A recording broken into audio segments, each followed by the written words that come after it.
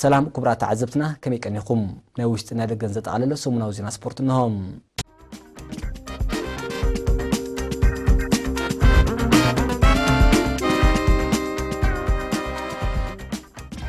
أب أوغندا خكاد زقنيت صوتات مأكلين مبرأ أفريقيا مالسيا كافا تحت 10 عامت تساتيفا تشلاميت نحاس مدلا زخونت هاجراويت غانتا كعس غيرترا لومي سوني أب ساعات قدم قطرينا بهاجرا كتملسن كلام أب دوحة كاتر أب زقني شامبيون أتلتيكس عالم كتساتف زقنيت هاجراويت غانتا أتلتيكس يرتراون لومي رفاد ناب هاجرا تملي سلام نزيز ملكات صبصاب يسعب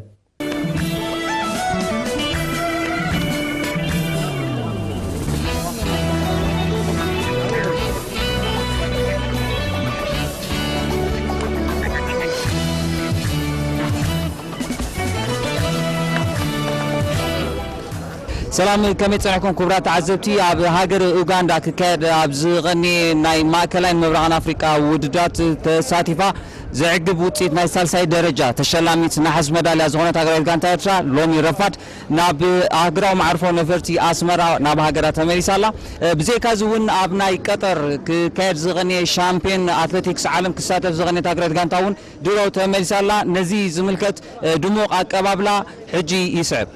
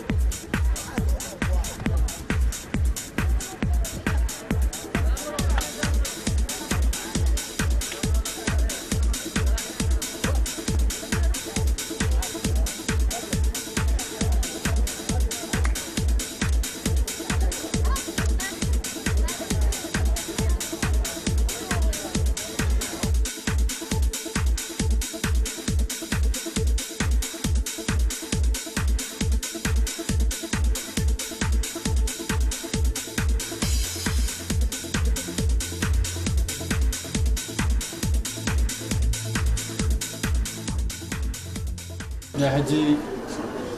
أكاولا زبرتكم زلوا أتكلم لا يتم جمرة أخذ خلهم سكبوا من يتناي زبرنا يو سكبوا ما قد خلوكم سكبوا عاوت بتجوارا تفو بدأ حنكان هذاكم تدرسوا زبرنا يو منو كوينو زيادة هذا تثبيت زبرو سرع سريعكم وتشوفنا أتحدى اللي تحسكم مساكو ثالثا مساكو معنا خلق قدامي على سيدنا كل زبائن لطال الله تاريخ ناول يزغيكم وزلخو يزل العالم في الجنين يوم وقصوا يتدرى خمسة خلط صبي سلطة حبوسنا كلها نايم نعملوا حزب إرترا أو اشتزلوا أو دقزلوا نايكم مجلسون ببوتو زجوجو زلوا من كسقاسات اللي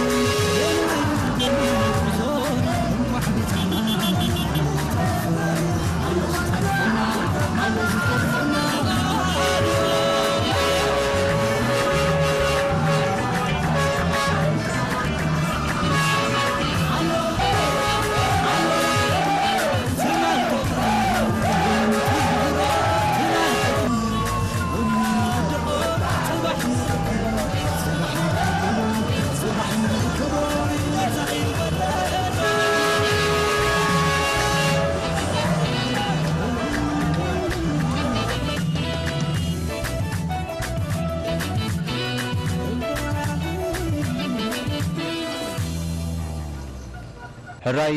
ኮች እንኳ ዓብዚ ያውቃና ከመይ ነይሩ ውድድራት ናይ ሴካፋ ትሕቲ 20 ዓመት መጀመሪያ ክብል ዘሊ ንኩሉ ህዝቢ ኤርትራ ኣብ ውሽጢ ዓድን ኣብ ደገን ዘሎ ከምኡ ድማ ነዚ ክቡር ኣቀባብላ ዝገበረልና ህዝብና ከመስግን ፈቱ ካልኣይ ድማ እዚ ኣቀባብላዝን ዝዓወት እዚ كل تتصنبله أب فقدو مالتي ولا بأوغندا أب أديس أبابا زلوا أمباسادراتنا محفركماتنا كلهم زغبروا مدغغاف سلتي زغبروا ناي زوصي تعاوت ناي كبري انغلوتن አድናቆትን ከመስግኖ ምደሊ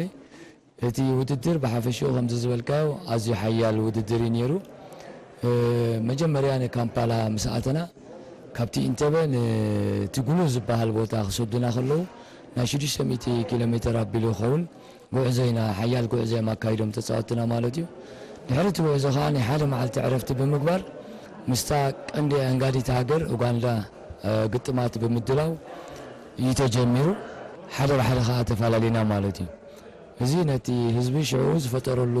ሓያል ስምዒት ነይሩ ምክንያቱ ከምዚ ዓይነት ጉዕዞ ኣካይዶም ውፅኢት ከመዝግቡ ትፅቢት ዝገበረሎም ሰብ ብዙሕ ኣይነበረን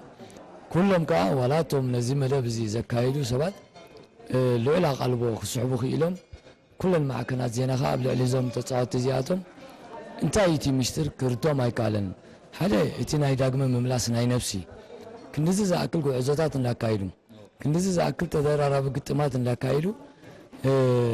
ካበይ ዝመፅእ ዘሎ እዚ ሪካቨሪ ካበይ ኣምፅኦም እዮም ነዚ ነገር ዘካይድዎ ዘለዉ ዋላ እውን ንዓና ብሕቶታት ከጨንቁና እዮም ተራእዮም ስለምንታይ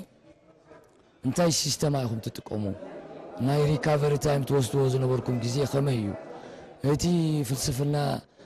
ዝሰራሕኹምዎ እንታይ እዩ ፍሉይ ዝበለ ቅዲ ኩለን ጋንታታት ናይ ነዊሕ ቅዲ ኣፃውታን ናይ ጎነፅ ዘለዎ ኣብ ኣካላዊ ብቕዓት ዝተመርኮሰ ክሪኣ ከለዋ ናትና ግን ኣብ ቴክኒካውን ታክቲካውን ዘድሃበ ብዘይ ጎነፅ ኣዝዩ ሓያል ዝኾነ ስልቲ ንዓኣቶም ድማ ከሸግር ዝኽእል ስልቲ ብምዃኑ ክድነቑሉ ክኢሎም እዮም ኩለን ማዕከናት ዜና ተፃወትና ዘረኣይዎ መኸተስ ጋዓዚ ብጣዕሚ ፅቡቅ ነይሩ ኣብዚ ሃገራዊት ጋንታ ኤርትራ ኣብዚ ውድድር ብልጫ ዝነበራ ብሓፈሻ እውን ኣብ ታሪኻ ዓብዪ ዝላ ክኸውን ዝኽእል ናይ መጥቃዕታ መስመር እዩ ብሓቂ ኣብዚ ብዙሕ ዓይነት ዕድላት እናፈጠረ ናብ ውፅኢት ዝቐየረ እዩ ስኻ ከመጥቃዕኻ እስኪ እንታይ ኢኹም ትሰርሑ ነርኩም ከመይ ነይሩ መጀመርታ ዝኽእሉ ክንገብሮስ ትምህርቲ ዝተዓፂና ትምህርቲ ዝሰርሕ ነያሲ ዋላ ህዝቢ ዝኾነ ናይ ኡጋንዳ ተቐማጢ ይኹን ዋላ ህዝቢ ንዓና ክሪአ ዝመፅስ ብስፓንያ ዝፅዋዕና ነይሩ ትፃወታ ገለመለት ስልቲ ማለት እዩ ስፔን ገሊሎም ይምፅውዑና ነይሮም ዝኾነ ሰብ ዝመጥቃዕቲ ከዓ ሰሪሕና ሊና ብውሕዱ 7 ወርሒ ሙሉስ ፅቡቅ ጌርና ኢና ተዳሊናሉ እዚ ኻ ክንገብር ክንዕወት ኣለና ኢና ስለሰብና እቲ መጥቃዕቲ ናይ ቅድሚ ሕጂ ናይ ሃገራዊት ጋንታ ድኽምታት ኣሎ ዝተባሃለ ንዓና እውን መሊሱ ክንፅዕር ክንሰርሕ ኣበርቲዕና እዩ ነዚ ከዓ እዚ ጥቃዕቲ ሽግር ዝበሃል ዘሎስ ክንፈትሖ ኢለ ኣነ በዚያ ነፍሰይ በዓለይ ጥቃዓቲ ስለዝኾንኩ ዘሎ ሽግራሲ ኩሉ ክፈትሖ እየ ዝቕፅል ከዓ ናብ ዓወት ከዓ ዝለዓለ ደረጃ ክንክገብሮ ክፅዕር ኢልና ሰሪሕና አልሐምዱሊላህ ከዓ ደሓን ዝኾነ ትምጥቃዕስ ደሓን ኮይኑ ነይሩ እስኪ ውድድር ከመይ ነይሩ ንስኻ ናይ ፈለማ ድዩ ነይሩ ዝተመክርካ ካብ ግራስሩት ዝተረኸብካ ተፃዋታይ ስለ ዝኾንካ መጀመርታ እንኳዕ ከምዚ ገፅ ንገፅ ኣረኣየና እንኳዕ ድማ ንስኹም ብሰላም ፀናሕኩም ፀወታ ኣዝዩ ማሲ ብጣዕሚ ድኻም ዝነበሮ እዩ ነይሩ ከምዚ ንሕና ካብዚ ገንቢትናዮ ዝኸድና ኣይኮነን ማለት ኣብኡ ምስከና ብዙሕ ፀገማት እናረኺብና ናይ ሜዳ ፀገም ይኹን ወላ ናይ መጓዓዝያ ማለት እዩ ካብቲ ንሕና ዳእተናሉ ካብ ካምፓላ ኢንተርቤት ሒዝካ ናፍቲ ድወሰዱና ጉሉ ድበሃል ኣዝዩ ከባቢ 336 ኪሎ ሜትር ብባስ ኢና ኸድና ምስ ደኻምና ከዓ ሓንቲ መዓልቲ ጥራይና ዓሪፍና ናፍቲ ፀወታ ኣቲና ሞኻ ምስታ እንጋዲት ሃገር ኡጋንዳ ማለት እዩ ኣዝዩ ሓያል ፀወታ እዩ ነይሩ ምስ ደኸምና ምስታ እንጋዲት ሃገር ሓያል ጋንታ ናይዚ ሴካፋት ትዕወትሉ ብምማራ ብጣዕሚ ፅቡቅ ፀወታ ሓደ ብሓደ ወፂና ኣዝዩ ብጣዕሚ ፅቡቅ ፀወታ እዩ ነይሩ ካብኡ ኣብ ናይ ምድብ ንሱዳን 3-3 ንጅቡቲ ስዒርና ንሕና ቀዳመይቲ ኮይና ሓሊፍና ወፂና ከለና ኣብቲ ጉሉ ሜዳ ኣብኡ ንሕና ንተርፍ ክንስና ኡጋንዳ ናብኡ ትሪፎም ንዓና ናብ ጂንጃ ወሲዶምና ማለት እዩ ብጠቕላላ ካብኡ ከዓ ንጂንጃ 410 ኪሎ ሜትር ኣብኡ ከዓ ምዝኽሉ ደኻማትና ንዛንዚባር ተፃይትና ከዓ ብገፊሕ ስዒርና 5-0 ማለት እዩ 6-0 ብድሕሪኡ ኣብ ዝቕፅል ምስ ኬንያ ዝነበረ ከዓ ብጣዕሚ ማሲ ኩዕሶ ዕድል እያ ንሕና ክንገብሮ ዝግባአና ኩሉ ኣበርኪትና ኢና ናይ ኣጋጣሚ ነገር ኮይኑ ግን ናብ ውዱእ ሰዓት ኣትያትና ምስ ሱዳን ከዓ 1-0 ስዒርና ነዚ ደረጃ በፂሕና ደና ምፂና ኣለና ማለት እዩ ሕራይ ማይክ እንኳዕ ብድሓን መፃኹም እንኳዕ ብዝከዓናኻ ሃገራዊት ጋንታ ኤርትራ ተሸላሚት ናሓስያ ኮይና ዘላ ብዚ ውድድር እስኪ እዚ ውድድር እዚ ንዓኻ ዝፈጠረልካ ጦብላሕታ ከመይ ነይሩ ብመጀመርያ እንኳዕ ደሓን ፀናሕኩም ቀፂለ ድማ እዚ ዓወት እዚ ናይ ኩላትና ዓወት እዩ እንኳዕ ሓጎሰና ማለት እዩ ብዛዕባ እዚ ሓጎስ ክዛረብ ድሕር ኮይነ ብፍላይ ኣብ ናይ መጀመርያ ግጥምና ከምዚ ዓይነት ውድድር ተወዳዲርና ከምዚ ዓይነት ሽልማት ክነምፅእ ሓጎሰ ወሰን የብሉን መግለፂ ከማ ንስእነሉ እስኪ ተራ ኤርትራውያን ኣብ ኡጋንዳ ከምኡ ድማ ኣብ ደቡብ ሱዳን ወላ ካብ ዝተፈላለዩ ሃገራት ነዚ ውድድር እዚ ንምትባዕ ከካብ ቦቱ ውሒዞም እዮም ከመይ ነይሩ ተሮኦም ንዓኹም ከ እንታይ ዝኾነ ኣበርክቶ ነይርዎ ልክዕ እዩ ደጋፊኻ ማለት መበል 12 ተፃታይናትካ እዩ ኣብዚ ዝገብሩና ንብሉ ሞራላትን ሓገዛትን ድማ ብፍላይ ኣብ ዩጋንዳ ኣብ ንፃወተሉ ዝነበርና ማለት እዩ ነዊሕ ኪሎ ሜትር ተጓዒዞም እዮም ዝመፁና ነይሮም ኣብቲ ነዊሕ ኪሎ ሜትር ተጓዒዞም ዝመፁና ነበሩ ድማ ብጣዕሚ ሸፈነ ገብሩና ነይሮም ማለት እዩ ብጣዕሚ የተባብዑና ነይሮም ሞራል ይህቡና ነይሮም እዚ ውፅኢት ድማ ናቶም ሓገዛትን ሞራል ናይ ማሃብን ዝነበሮ ዓወት ብጣዕሚ ፅቡቕ እዩ ኣብዚ ላዕለ ደረጃ ከማን ኣብፅሒና ኣሎ ማለት እዩ ሕራይ ናሆም እንኳ ኣብዚ ኣብ ቃዕና እንኳ ኣብ ድሓን መፅኻ ፈለማ ድሓን ዲኻ ከመይ ጥዕናኻ ዘሎ ድሓን እግዚኣብሔር ምስን እንኳ ዳኸም ሰላም ፅናኹም ካሱ ሕራይ እስኪ ኣብዚ እዋን እዚ ኤርትራ ተሸላሚት ናሓስ መዳልያ ኮይናላ ብኣኹም ማለት እዩ እስኪ እቲ ውድድር ዝነበሮ ፅንኩርነት እተን ጋንታታት ከ እተን ሃገራት ፈተንቲ ደ ነይረን ንዓኹም እስኪ ከመይ ትርእይዎ ብመጀመርታ ነዚ ዕድል ምሃብካኒ ብልበ ከመስግን ይደሊ ቀፂለ ትፀወተ ብጣዕሚ ፅቡቕ እዩ ነይሩ ከም ናትና ከም ሃገራዊት ጋንታ ከዓ ብጣዕሚ ፅብቕቲ ሃገራዊት ጋንታ እያ ነይራ ኣብቲ ፀወታ ከኣስ ዓብላልነት ኢና ብምሉእ ከይድና ብዙሕኹም ጌርኩም ግን መወዳድርቲ ዝነበራ ሃገራት እተን ዝረኸብኩመን ከመይ ነይረን ኤርትራ ከመይ ኣላ ትብልዋ ከም ንስኹም ተፃወቲ ከመይ ርኢኹሞ እተን ጋንታታት ብጣዕሚ ፅቡቕ ንፉዓት ጋንታ ነይረን ብናይ ሃገራዊት ጋንታና ግን በቃ ተወዳደረና ጋንታ ኣይነበረትን ብናይ ኣድር ጉዳይ እናተሪብና እምበር ንሃስ ክንወሳ ንኽእል ነይረ ሕራይ መጀመርታ እንኳ ድሓን መፃኹም ንሃገራዊት ጋንታ ኤርትራ ከዓ ሓላው ልዳት ኢኻ ነርካ እስኪ ከመይ ነይሩ ውድድር ንስኻ ከም ሓላው ልዳት ከመይ ትጥምቶ መጀመርያ እንኳ ድሓን ፀናኹም ብምቕፃል መጀመርታ ነቲ ልዑል ፈጣሪ ጀሚር ዝወደአና የመስግን ካብኡ ብምቕፃል ብዛዕባ ነበረ ፀወታ ክዛረብ ተደኣ ኮይነ ነዊሕ ጉዕዞ እዩ ነይሩ ኣድካሚ እቲ መንገዲ ገለ ነይሩ ሓቂ ዘረባ ኣብ ርእሲኻ ምስ ዓባይ ጋንታ ኢና ገጢምና ኣብቲ መጀመርታ ማለት እዩ እንደገና እቲ ሜዳ ሙቹ ኣይነበረን ንዓና ማለት እዩ እምዚ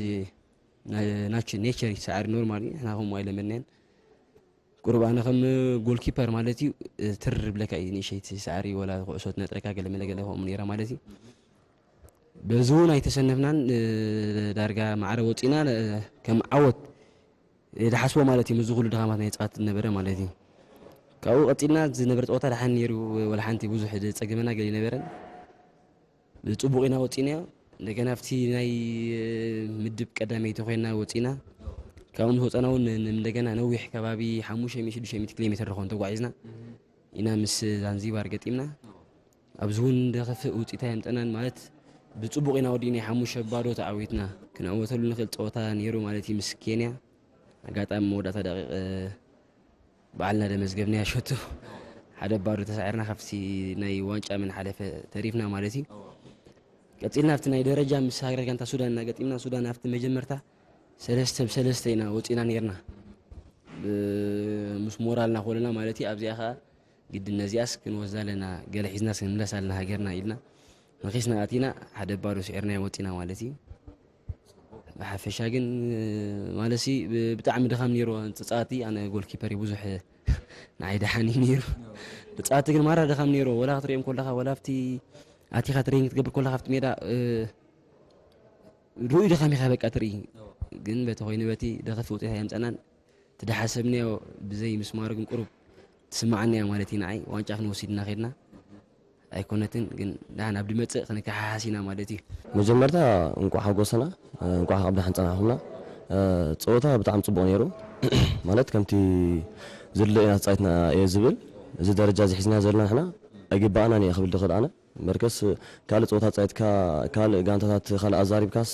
ንሳልሳይ ደረጃ ንኽዝኸውን ብቃሲ ኣይኮነን ነይሩ ናትና ማለት እዩ ግን ናይ ኣምላኽ ነገር ኮይኑ ናይ ፀወታ ነገር ናይ ኩዕሶ እግሪ ኮይኑ ምስ ሳልሳይ ደረጃ ዝረኺብናያ ማለት እዩ ንሱ እውን ፅቡቕ ደረጃ ስለ ዝኾነ ኣብ ቀፃሊ ብኸመይ ንዕርዮ ፀወታ ሓፈሽኡ ብጣዕሚ ፅቡቕ ነይሩ ኣብቲ መጀመርታና ምስ ኡጋንዳ ምስ እንጋሪት ሃገር ከምኡ ምብፃሕና ንዓበዲና ዳርጋ ተዓዊትና ዘወፃናሉ ግዜ ነይሩ ምስ ሱዳን ካባና ከባቢ ክንገለ ዝኾኑ ሰባት ፀኒሖሙና ምስ ሱዳን ከምኡ ተኸታኺትና ኣብ ውዱ ግዜ ሰለሰብ ዘወፃናሉ ግዜ ነይሩ ክንዕወተሉ ዝግባአና ዝነበረ እንደገና ቀዳመይቲ ወፂና ክንረብሓሉ ዝግባአና ሜዳ ኣይረብሓናሉን ናብ ካልእ ሜዳ ወሲዶምና ማለት እዩ ቀዳመይቲ ወፂና ከኣክልሲ ኣብ ክንዳ ኣብቲ ሜዳ ንኸፍ ንብል ከባቢ 400-500 ኪሎ ሜትር ተጓዒዝና ድኻም ኣብ ርእሲ ድኻም ኩሉ ተፀናኺሩ ናብዚ ደረጃ ዝበፅሕና ማለት እዩ ኣብኡ እውን ካብኡ ሓሊፍና እውን ኣይሓመቕናን ማለት እዩ ገለገለ ፀገማት ኣጓኒፍና ዘይሓሰብናዮ ማለት እዩ نتن غانتا تتغبو صوتا ولا تغبو زغبر ነገር ናይ አሰልጣኝና ዝወሃብ ولا ናይ حكيم ይኹን ናይ ቴክኒክ ናይ ኩሉ حساب ዝኾነ ኩሉ ነገር ጌርና ድብል ደኸላና ግን ናይ አምላኽ ነገር ኮይኑ አሞንጎ ገል ነገር ፀገማት አጓኒፍና ማለት ይሃንደ በዚህ حسبنا ንሱ ጓኒፉ እገነ ጾታውን ከም ዝልለና ጻይትና ድብል ተጸበቀ ጾታ ከማን ተሳዓርና ለምስኪን ያኔራ ንሳ አዚያ ጽቦት አዚ ጽቦት ጾታ ይነሩ ኦንጎል በዓልና ነበርተና ዘተና ለጊዜ ይነሩ አመ በ85 ደቂቃ زي حسبنا السو وإن كان صات معه كان سرخ منه يتقمنا لون كأو نسال سيد الرجال مالتيو السودان كا تحبوا تينايا ولا زنبورنا سوا تحبوا تيناس يجينا بزجن تالك كان تخنا رأينا تباينا خا تعودنا لو تينا بهم خاصة سيد الرجال تينا مالتيو صبو ترى إيرتراويان تغماتو أوغندا دوبو السودان كم دماغ بالسفلة لهجراتون زو حزوني رومي كم يتريو زود درزي أمامي غم دو كم يخطريو تتومتو بزعبا ناي ابو غانا زلو حزب ኤርትራ رئيس كاملس كبلو بقى ሙሉ ማዓልቲ እንደይ አና ክገልጾ ማይክልኒ ቀጻሊ ጾታ ክንጅምር ጾታ ክንውድ ኣብ ጎንና ክንደይ ዝኾን ኪሎሜትር ንሶም ንባዕሎም ተጓዒዞም መጽኦም ኣጅኹም ኩሉና ኣጅኹም ኢሎምና ጾታ ተወዲኡ እንደገና ክኸዱ ንሰዓር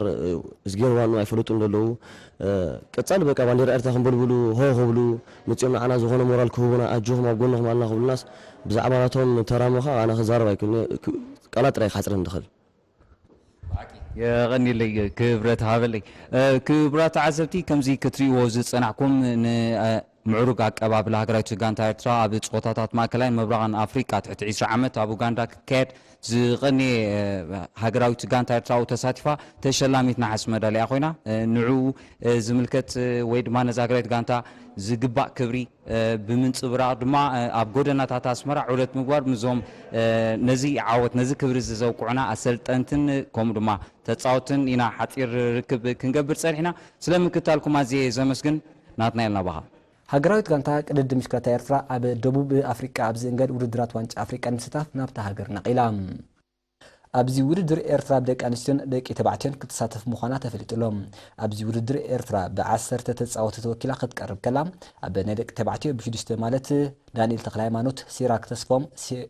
ሄኖክ ሙሉ ብርሃን ናትናኤል ምብራህቶም ዳንኤል ሃብተ ሚካኤልን ቢንያም ግርማይን ክትውከልያ ኣብ ናይ ደቂ ኣንስትዮ ኸኣ ብ4 ተቀዳደምቲ ማለት ሙሳና ደበሳይ ደሴት ኪዳነ ኣድያም ተስፋዓለምን ኣርሲማ ግርማይንን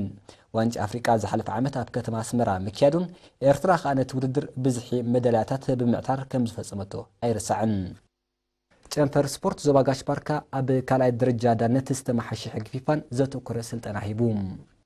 كم أكل نتي محدران أتعليان سبورتاو نتفتات بحفشة كعس أجر دما بفلاين محياش شباب وانو زكاة زلو تعريج إنفر سبورت زباقاش بركة أبت زبان نزركبو حادث تديانون عبارات فدريشنات كعس أجرن أبقى درجة دانت تستم حيشي حقاقات في فازة وكرسل تنهيبوم تبينوهاد هاجراوي فدريشن كعس أجر إيرتران فدريشن كعس أجر زباقاش بركان توديبو كابن أس زباتات جولج هايكوتا فورتو سوا غوني بارنتو شامبوكو موغول عقرلت مونسران لوغو عن سبان نزتواتو عسران شدشن حدث تديان استوهبم ناي كلاي درجة دانت سلطنا جبراون كلس حسابون أجبوات ذات كورخينهم تسلطنا بمكرات إنستراكترات استوهب بمخانم أبعود دانت كؤس أجرين نزز أن حدخمتات أبم كلال لعل أستواتسو كمزلوا بريسيدنت فدريشن كؤس أجر زباقاش بركة أتو يناس ولد حبيروم أتو يناس أسعبو تي أب أغردتن بارونتن نستوها بسلطنا أب كتسالي أب بارونتن تسنينون كوهب مخان أبريهم زخمزين كلهم أبس مسال عدت أبنو زبا بارنتو أغردتن موغولون نزتواتسو 36 أبرات فدريشن كؤس أجرن حلقة قانتات أب قليشن 10 نستمحشي حدش حق في فاز ملكت سلطنة توهيبوم أب مزازم نايتين حموشت معاتات زغص على سلطنة دايركتور كتلو بهالن سبورت زباقاش بركة أتو إدريس صالح علامان نايت سلطنة عقم ديانو بمحيال أب مسرح ديانت كؤس أجر زيزن حدخمتات مكلالن مسواناوي حقاقات فيفا زتعام محدران من معبالن مخان بمتكاس سلطنة زقاسم ومويا أب جبري بموعال وتاو لوتين مسا أبرتعم كسرحو أتحساسيبوم سلطنتي زتوابوم سلطنة دحر مزقان زقاسمو مويا عاقمم أما عبيلهم أب من معبال كؤس أجر إجامم نخبر كتو زتابع مخان قليسهم أب مودع تخا زتلال ولم مسكر ورقات تقبلهم كنا سبورت زي تورور حالي زحلف قدام كتسيلو نيروم كنا سبورت زي تورور حالي بغانتات بارعنتو كورنا بزقصللو قاطامي فلمان ميدا زوردا غانتات دق انستين تጻوت غانتا بارع بمخفت زوردر سبورت نغانتا بدو حد بارو سعرنن بمبارن مورال سنيقنين ناب ميدا وريدن بزيكازن تتصاوت زحاشنا يصوتا تمكرو سلازصنحن نتتصاوت غانتا تكور كعبل لانين تراين كم مرأيو دما تشعت ببادو بزخون وصيت كعوتالن كيلن سعيبومنا بميدا زوردو تتصاوت زنغانتا تمتطان زخون بقعت كنصبارقو كيلم نيروم بفلاي تتصاوت تكور نخعسو بزغبا خق ابابلولان نابلدات بارع كصغع كفتن ترايوم تتصاوت بارعغنا كالأي سعرت نايز وردر كأنقلو فقادة دنياتا ينبرون أبي مبل 10 دقيق بيمانا الشنخ بزقبا نستغرطت كعسهم قلتوفنا الشكوان متقعتن عاقمز نبرو جمع علي بزقاماي اقرو قلعو أزياء اتناد شوتو أمزقبم تتصاوتي تكور زيت مزقبتهم شوتو كمعراريو ناب أنصر لدات قانتهم تقوايو زحاشي مورال زي سنقو تتصاوت بارعقنا متقعتهم بمحيال بيمانا الشنخ استغلعتنا شوتو خيرو كيلم نيروم انتخونا ناي مسمر دانيا كابس وتا وصال سلازبلا ما اكلا دانيا كسر زاكيليوم بمرحنه بارع دما حدا بارو ناب عرفت امرحوم دحر عرفتي تتصاوت غانتا تكور ناي صوتا وهدوتم كدغمو ايكالون بانصارو تتصاوت غانتا بارع نصوتا خقوتا صروت وسختي شوتات كناريو صعرم قصلوم اب مبل 50 حد دقيقه دما جمع علي نعون نغانتون كاليت شوت امزغبم بزي كازيتي عنتر ماكل ميدا خوينو صبو صوتا كان صبارق زوعله أسامة محمد أب 86 دقيقة سالسيت شوتو بمزغاب نعوت غانتو الراغودم صوتا دما بعوت غانتا بارع سلست بادو تزازمم غانتا بارع بكعسم مربون تخونه نغانتا توكر بدك انشتي خلت بادو بدك تبعتي دما سلست بحاله تعاوتو ملايوم بزي كازي غانتا زران قيح كوكون بخعسم مربب ابز تصوتالو غطامي دك انشتي زارا نمغاطمتن 6 بادو كعوتالا انكلوام ابنا دك تبعتي دما بمعروتيت بادو كفلاليا كيلن اب كعسم مربب تخونه زارا بدك أنشتي قلت بارو بدك تبعتي دما سلست بارو تعويتهم بعسران حد مسكرم زجمره اب منغو احادوتات ازي معراب زكاد زلو سبورتاوي وردراتن بحلاوي مدباتن زكات تقنه بوعوع منفس يقصلالهم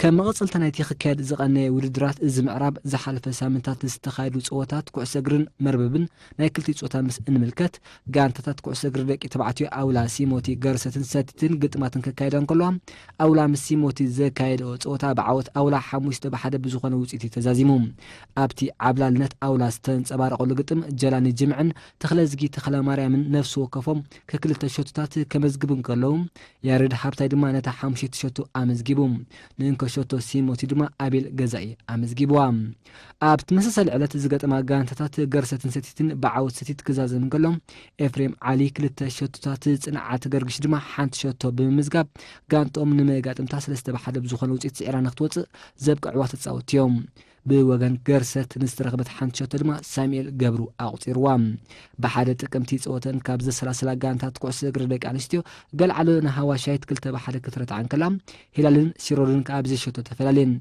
ابت مسسال علت كابز تخايدو نايدقي تبعتي قطمات كوس غردما اقدمن باركان سيرورن روسون سبورتاو لاستن صبارو صوتا دحر مكيات سيرور اب تخلاخلا تغاچا بستمزغبتان انكوشتو باركا تسعيرام قصيلنا ميدا كابز وردا غانتات والتان فنقلن كونن كلام فنقل كاب تخلاخلا هينوك ادحنا بزرخبتا شوتو تحجيزا ناي حد باد عوتو غناصيفا نوددرا زازيمام سبورتاوي نطفتات احدوتات از معراب كلت تقمتي كاب زنغرم قطمات كوسغري اب منغو غانتات بيشان اولان كومون اب منغو غلعلون هلالن استخدو كخونن كلو غانتات بيشان هلالن بناي حبر عوت حدا بحدا صوتن كزازمن كلوام اب منغو غلعلون هلالن استخدو صوتا دما بتمسسال وصيت بادو تزازيموم اذا خمزين كلها بتمسسال علت قطمات كوسم مربب دك انستيو دك تبعتن تخايدوم نسترخبه وصيت مسن ملكدما ابنا دك تبعتي ودوتان ستيمو سلسته بحدم ستيت نغرستكا سلسته بادو راتعنان ابنا دك انستيو دما سيموتي نباركا خلته بحده فنقل نودوتا خلته بادو اولا لبيشا دما سلسته ببادو سعرنان بخلتن سلسته تقمتي كاب استخايدو قطمات كوسو مربب دك تبعتي والتان لمغاطمت هواشايت سلسته بحده كثرت عن كلام سيرور نباركا سلسته بادو بزخون وصيت راتعتا ابغان تات كوسو مربب دك انستيو استخايدو ودرا دما سيرور نهلال كلته بادو فنقل نرماس دما سلسته بادو اسنيفنان سبورتاوي وردرات وشتاو كفلتات منستر مكلقل زحلف سمون قصيلو نيروم ቀዳም ኣብ ሰዓታት ድሕሪ ቀትሪ መዛዘሚ ውድድራት ኩዕሶ እግሪ ደቂ ኣንስትዮ ኣብ ካምፖ ቺቾሮ ተኻይዱ ኣብቲ ኣባላት ሚኒስትሪ ምክልኻልን ደገፍቲ ክልቲአን ጋንታታትን ኣፍቀርቲ ስፖርትን ኣብ ዝተረኽቡሉ ናይ መዛዘሚ ውድድር ፍልማታ ብኣብ ሓኒስ ስዕረት ዘቐመሰት ሓሊበት እያ ምስ ዒታሮ ንደረጃ ገጢማ ሓሊበት ካብተን ንልዳት ኣንጻር መጋጥምታ ዝለኣኸተን ኳዓሳሱ 3 ሸቶታት ከተመዝግብን ከላ ኣብ ልዕሊ መጋጥምታ ዒታሮ ሕና ኣፈልያ ናይ ሳልሳይ ደረጃ ኣኻ ውሑስ ጌራቶም ስዕበን ሜዳ ዝወረዳ ኣፍቀርቲ ስፖርት ብዓብ ሃንቀውታ ዝጽበየ ዝነበረ ግጥም ኣብ ሓንን ሂምቦልን ነይሩ ፊስካ ድሕሪ ማእከለኛ ምንፍሖም ሞራል ሓይሊ ደገፍቲ ኣይቋረፀን ብወገን ክልቲአን ጋንታት እውን እንተኾነ ህልኽ ዝመልኦ ፀወታን ተመጣጣኒ ብቕዓትን ኣብ ዝተረኣየሉ ንዕረፍቲ ባዶ ባዲና ኣምሪሐን ድሕሪ ዕረፍቲ ረስኒ ፀወታ ከይዝሓለ ሓደገኛ መጥቃዕታት ናብ ልዳት እውን ኣይዕረፈን እንተኾነ ግን ምዱብ ግዜ ብዘይሸቶይ ተዛዚሙ ናብ ፍጹም ቅላዕ ኣብ ዘምርሓሉ ኣብ ሓኒ ብድምር ውፅኢት ኣብ ልዕሊ መጋጥምታ ሂምቦል 2-1 ብምዕዋታ ንደገፍታ ኣሰራሲራ ዋንጫ ናብ ከብሓ ክህቱ በቂዓ ኣብታ ኣጋጣሚ ምስ ክለብ ኣብ ሓኒ ተጸንቢረን ክጻወታ ዝጸንሓ ኣባላት ክፍሊ መራኸቢታት ተጋደልቲ ኣልማዝ ግርማይን ውነሽ ሃብተን ብኣፍቀርቲ ስፖርት ልዑል ደገፍ ረኺበን እዘን ተጻወቲ ካብ ዝፍልማት ሒዘን ምስ ተካእቲ መንእስያት ደቀንን ኣሕዋተንን ክጻወታ ምኽኣለን ኣዝዩ ከም ዘሐጉሰን ገሊጸን ቅድሚ ሕጂ ኣብ ዝተፈላለየ ውድድራት ይሳተፋ ከም ዝነበራ እዝናይሎም ግና ፍሉይነት ከም ዝነበሮ ድሕሪ ምጥቃስ ኣብ መጻኢ ደኺምና ከይበላ ክቕጽሎ ምዃነን ብርእሰ ምትእማን ሓቢረን ብዘይካዚ ኣቐዲሙ ኩዕሶ እግሪ ደቂ ተባዕትዮ ተኻይዱ ነይሩ ኣብ ሓኒ ኣብ ልዕሊ ሓሊበት 2-1 ክትዕወትን ከላ ዓረካን ሂምቦል 1-0 ኣፋንያታ ኣብ ከተማ ጊንዳዕ ኮም ዝሰረቱ ምርጫ ፌደሬሽናት ስፖርት ናይታ ከተማ ብ30 መስከረም ተኻይዱ ኣብቲ ዋና ዳይሬክተር ክፍልን ባህልን ስፖርትን ዞባ ሰሜን ቀይሕ ባሕሪ ወይዘሮ ዜነብ ሓለፍቲ ዝተፈላለዩ ጨናፍር ዓበይቲ ዓድን መራሕቲ ሃይማኖትን ከምኡውን ስፖርተኛታትን ዝተረኽብሉ ጋጣሚ ኣመሓዳሪ ዞባ ጌንዳዕ ኣቶ ዑመር ያሕያ ኣብ ዝስምዖ ቃል ስፖርትን ኪንዮ ኣብ ኣእምሮ ኣካልን ዘለዎ ግደ ዓብይ ምዃኑ ብምግንዛብ መንእስያት ንስም ዞባኦምን ሃገሮምን ብምጽዋዕ ከድምዕሉ ኣብ ዝኽእሉ ዓውድታት ስፖርት ብንጥፈት ኳስኡ ምዒዱ ኮሚሽነር ስፖርት ዞባ ሰሜን ቀይሕ ባሕሪ ኣቶ ሕሳቡ ገብረስላሴ ብግድዩን ዞባ ጊንዳዕ ኣብ ስፖርት ብደረጃ ሃገር ዓብ ጽልዋ ዝገደፈት ከተማ ምዃና ድሕሪ ምግላጽ እቲ ንጥፈታት ብዝተወደበ ኣገባብ ይቕጽል ከም ዘሎ ኣረዲኡ ዋና ዳይሬክተር ክፍሊ ባህልን ስፖርትን ዞባ ወይዘሮ ዜነብ ዑመር ብግዲያ ኣብቲ ዞባ ብዘይካ ኣብ ኩዕሶ እግሪ ኣብ ካልእ ዓውድታት ከምቲ ዝድለ ከም ዘይተሰርሐ ብምግላጽ ዳግም ዝትንሳኣሉ ኩነታትን ምስራሕ እውን ይስራሕ ከም ዘሎ እውን ኣፍሊጣ ወይዘሮ ዜነብ ብምቕጻል ስፖርታውያን ካብ ንእስነቶም ጀሚሮም ብቑዓትን ተወዳደርትን ምእንቲ ክኾኑ ተራ ኩሎም ዝምልከቶም ኣካላት ክዓዝዝ ኣዘኻኺራ ኣብ መወዳእታ ተሳተፍቲ ንፌደሬሽናት ኩዕሶ እግሪ መርበብ ሰኪዔት ቼዝ ሰደቃ ቴንስ ብሽክለታን ዝመርሑ 7 ኣባላት ዘለዎ ከም ዝመረፁ ዝበፅሓና ዜና ኣፍሊጡ